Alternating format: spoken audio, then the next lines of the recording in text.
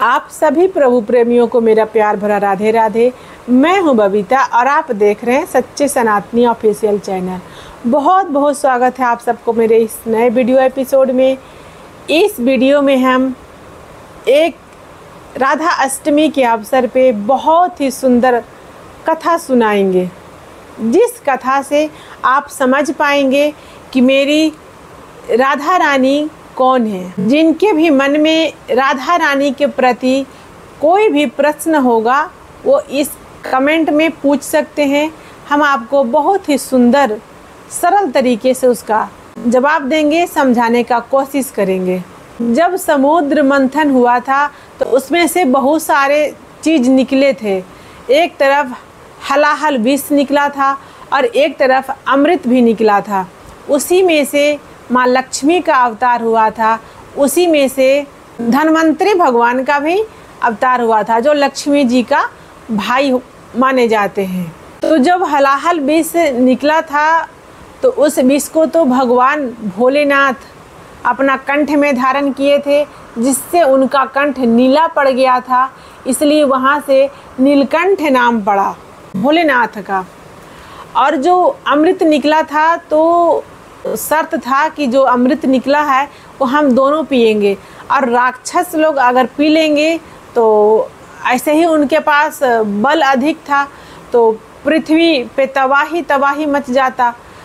और भगवान पृथ्वी को हमेशा दुष्टों से मुक्त किए हैं, तो राक्षस लोग उस अमृत को ना पी सके, इसलिए भगवान उस समय मोहिनी का रूप धारण करके आते हैं।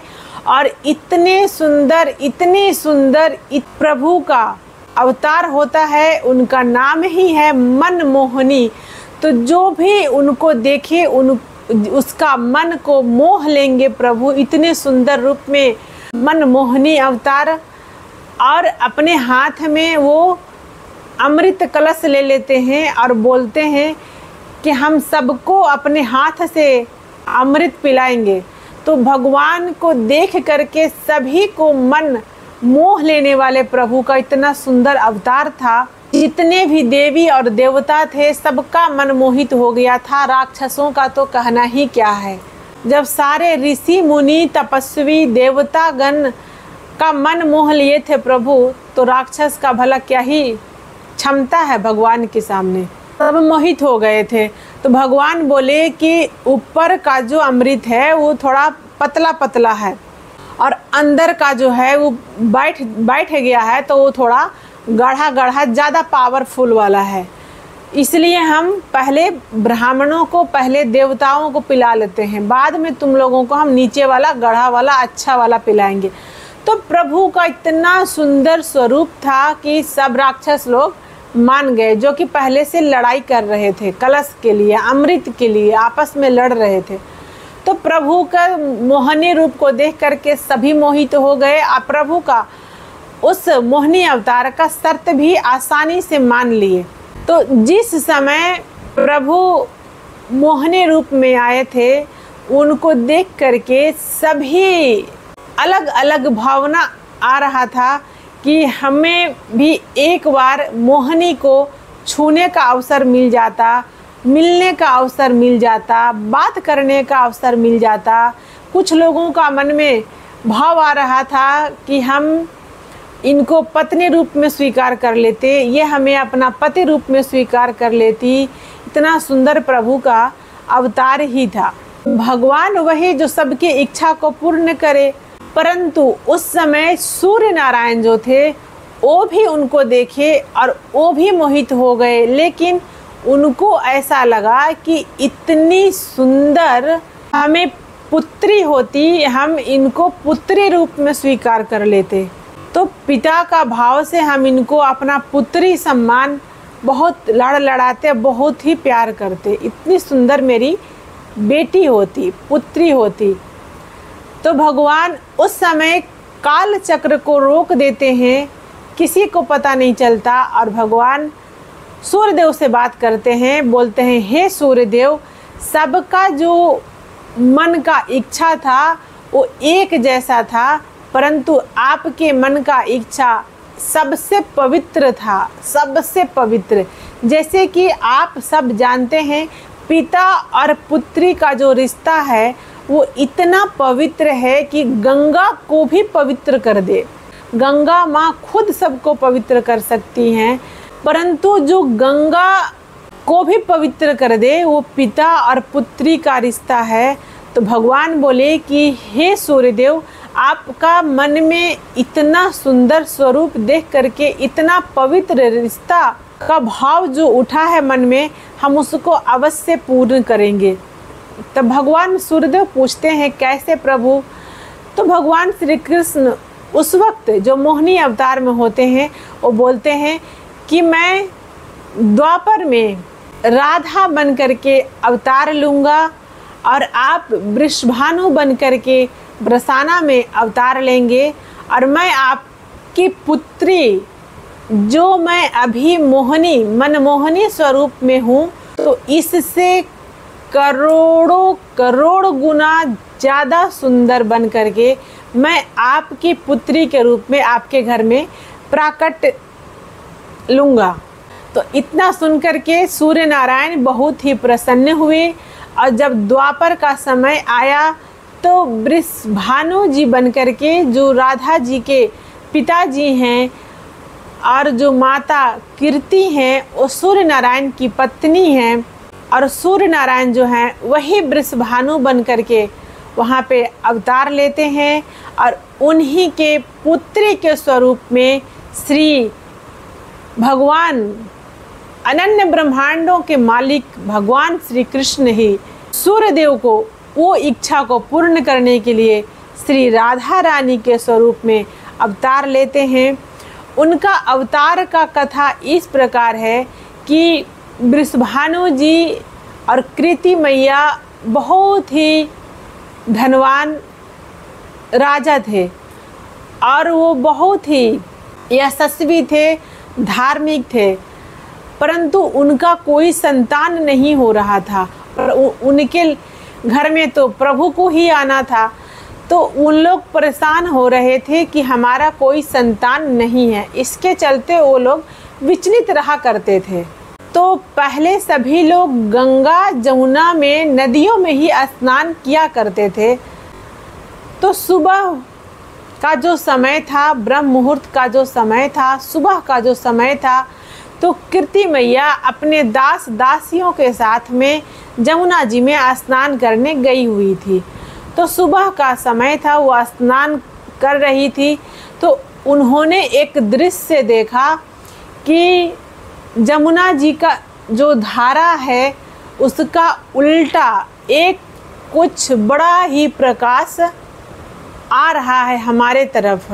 जमुना जी के अगर इधर से बहता तो जमुना जी के धारा के साथ साथ उधर बह जाता, लेकिन उधर से इधर आ रहा है, बहुत ही तेज प्रकाश है। उनको कुछ दिखाई नहीं दे रहा था, सिर्फ प्रकाश ही दिखाई दे रहा था। जैसे जैसे वो प्रकाश कीर्ति मैया के नज़दीक आते जा रहा था, उस तरह से उनको उसमें कुछ आकार दिखाई दे रहा था। और जब वो नज़दीक आया तो बहुत ही सुंदर एक कमल का पुष्प था जो खिला हुआ नहीं था।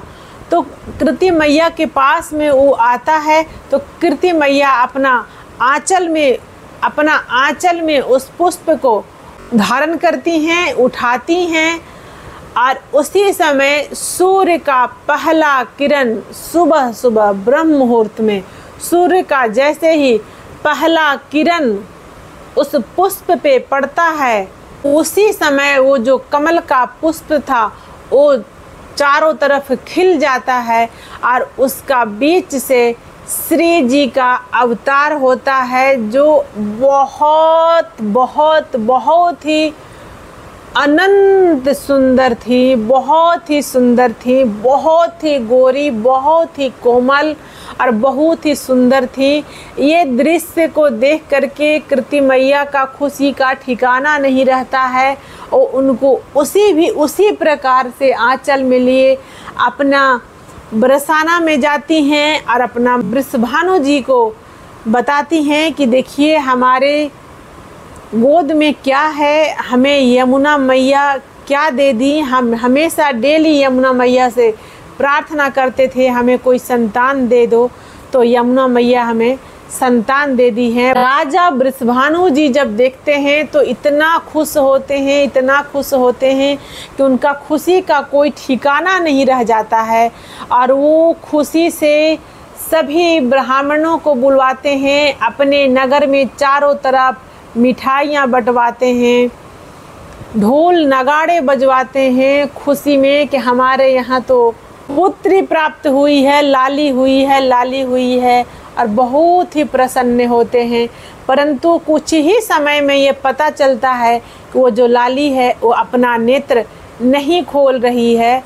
तो वैद्य बुलवाते हैं, राज वैद्य, जैसे कि वो राजा थे तो राज वैद्य बुलवाते हैं, उनको जांच करवाते हैं, दिखवाते हैं, चेक करवाते हैं।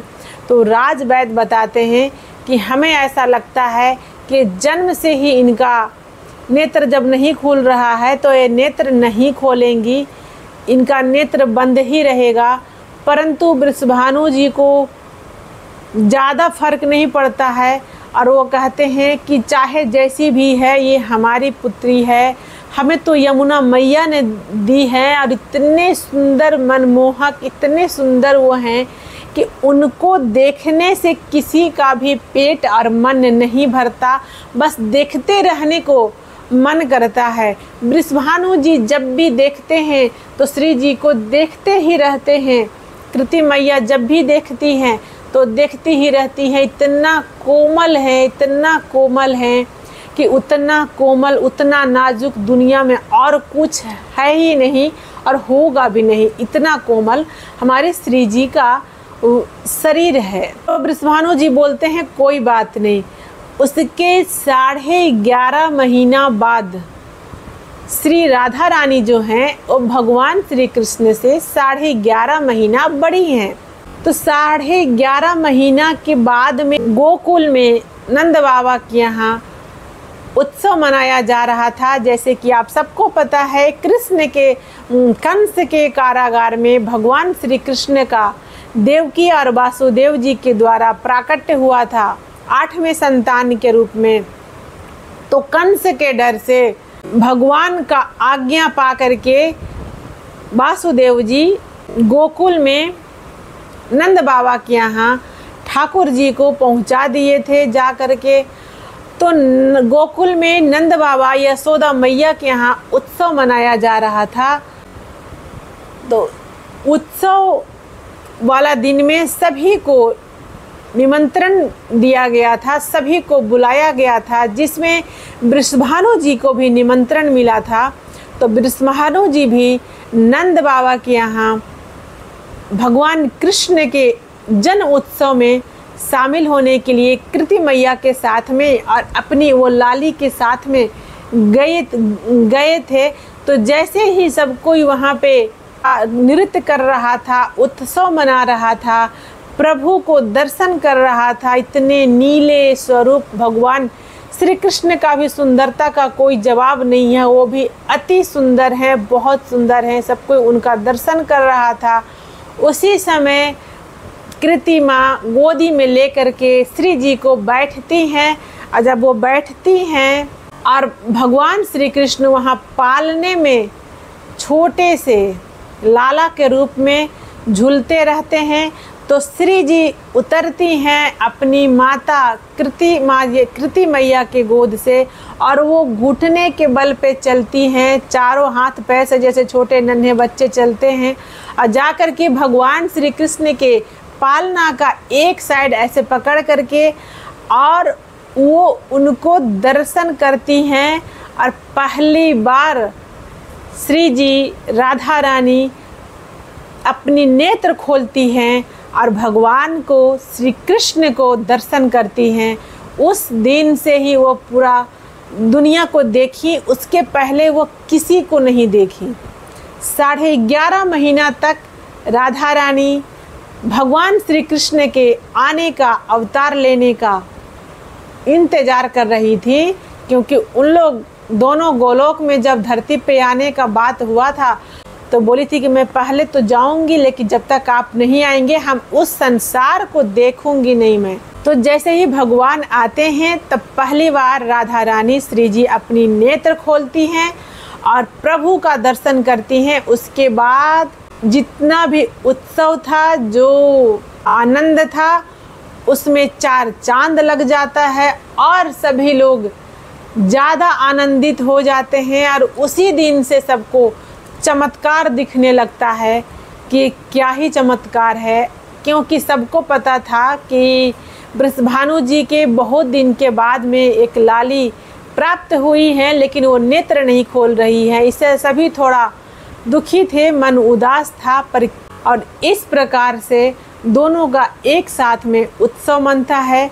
तो आप समझ गए, भगवान श्री कृष्ण में और श्री राधा जी में कोई अंतर नहीं है।